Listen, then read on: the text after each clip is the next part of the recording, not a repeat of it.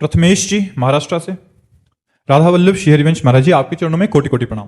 महाराज जी, जब हम भगवान या भक्ति के मार्ग पे चलते हैं तो कई लोग उसका मजाक उड़ाते हैं। वे कहते हैं बहुत बड़ा भक्त बन रहा है, माला जप ये तो बहुत बढ़िया बात है।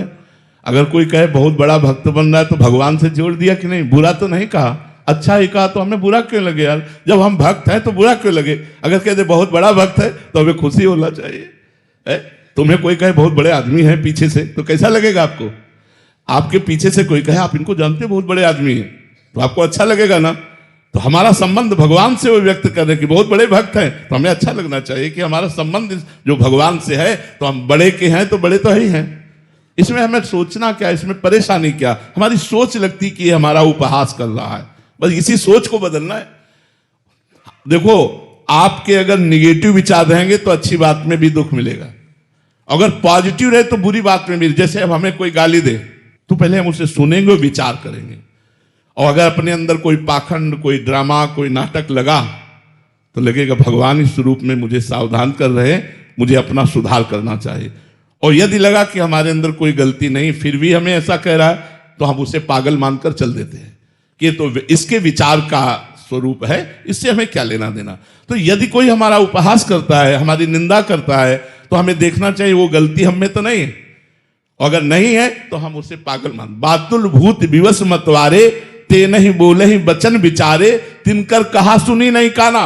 ऐसे लोगों की बातें नहीं सुनते हैं। और ये कोई कहे बड़ा भगत तो हम तो उसे प्रणाम करेंगे कि आप भी आशीर्वाद दीजिए, जो आप बोले वो सत्य हो जाए, आप भी आशीर्वाद दीजिए। उसमें कोई जलन की बात नहीं है। बोले कंठी पहने, माला पहने, ये नहीं कहता शराब की बोतल हाथ में लिए पी रहा है, ये नहीं कहता नाली में पड़ा है, ये नहीं कहता गंदे दृष्टि वाला है।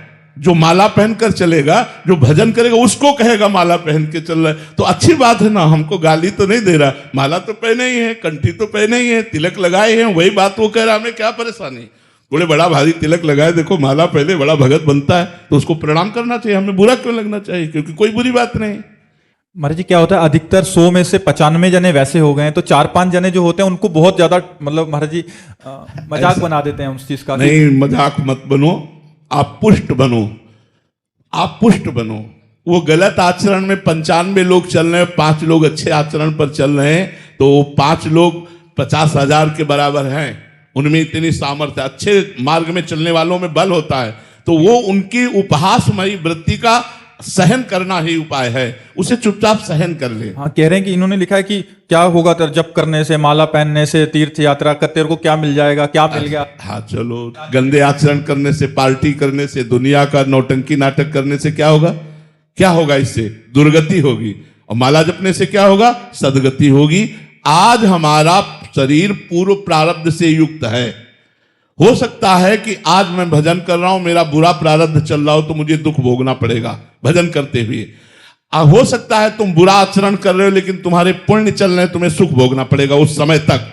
लेकिन जिस समय हमारा ये नवीन कर्म भजन फलीभूत होगा, उस समय, अभी तो हमारा अंकुरण हुआ है, थोड़ा वृक्ष बनने दो, फूलने दो, फलने दो। एक किसान भी खेती में अनाज डालता है तो दूसरे दिन फसल नहीं काट लेता, उसको गुड़ाई सिंचाई करके रक्षा करते हुए 5 महीने 4 महीने व्यतीत करने पड़ते हैं, तब वो इसी से 40 मन गेहूं पैदा होता है।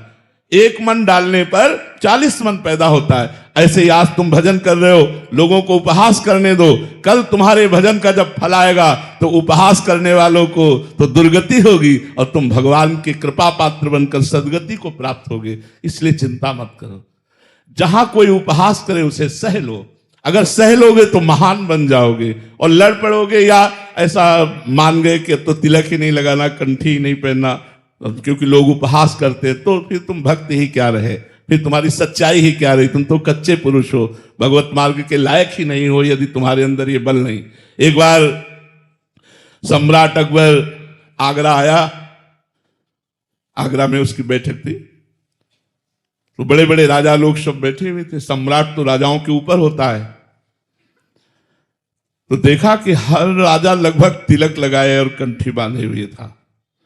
पता नहीं उसके दिमाग में क्या था, ये देखकर उसको बड़ी जलन सी हुई और कहा आज के बाद अगर सभा में कोई भी तिलक लगाकर आएगा तो गर्म लोहे से उसका मस्तक दाग दिया जाएगा, ये फरमान जारी कर दो। फरमान जारी कर दिया। मधुकर शाह हरिराम व्यास जी के शिष्य थे, वो भी सभा में थे। उन्होंने घर जाकर विचार किया, अनंत ब्रह्मांडों के बादशाह का तिलक एक मुल्क के बादशाह के हुक्म से ना लगावें, ऐसा कैसे हो सकता है। तो अंगरखी पहनकर जाते थे, धोती अंगरखी पहले राजा लोग, तो ऊपर का उतार दिया, बड़े बड़े 12 चिन्ह, 12 चिन्ह होते ना वैष्णवों के तिलक के, तिलक लगाए और तलवार लेकर सभा में गए। तो वहां देखा कि जितने राजा थे और कोई तिलक नहीं लगाए हुए था, डर के कारण। सम्राट अकबर ने देखा, उनका मधुकर शाह तुमने कल हमारा फरमान नहीं सुना? बोले हुजूर सुना, लेकिन तुम एक मुल्क के बादशाह हो, ये अनंत ब्रह्मांडों के बादशाह का तिलक है, और तलवार खींची। बोले हो किसी में दम तो हमारे तिलक को मिटाल कर दिखाए।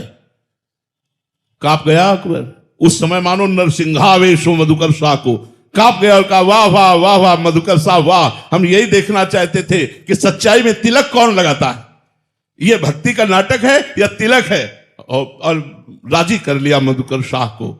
ये हमारा कोई कंठी कोई तिलक मजाक है, ये हमारे भगवान का दिया हुआ सुहाग है, ये भगवान का दिया हुआ चिन्ह है। और गले में केवल कंठी बंधी हुई है और मस्तक पर तिलक है, नरक नहीं जाएगा केवल इतने से।